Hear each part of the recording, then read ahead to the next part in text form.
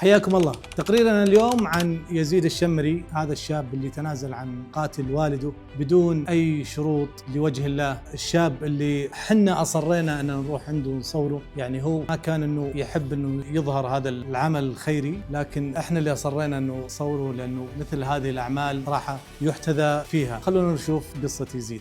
الحمد لله، الأجر لي ولوالدتي وجدي وجدتي وفقيدنا الوالد. الحمد لله، والله التسامح شيء عظيم، شيء زين واجره كبير. هذا طال عمرك موضوع يزيد، توفى أبوه كان عمره 1 و3 شهور، وهو يزيد أنا جده احتويتهم وربيتهم عندي عاد بعد ما حصل عليهم ظرف، وحكمت المحكمة على أنه يما يتم إرشاد يزيد على هالرجال. ويوم أنه جاء هالأيام الماضية هذه جانا لجنة من الإمارة يبحثون الموضوع معنا، طلبنا منهم مهلة يوم يومين حتى أننا نجتمع ونتشاور مع الورثة، جدته وأمه وهو الوحيد على ما قال لهم. بعد اتفاقهم واجتماعهم وتشاورهم بينهم أفادونا وعلمونا أنهم اتفقوا أنهم يتنازلون عن هالرجال بهالشروط اللي ذكرت بالمحكمة. ورحنا طال عمرك للمحكمة، تنازلوا الورثة بهالشروط الموجودة والحمد لله. وانا على ما قال انا الا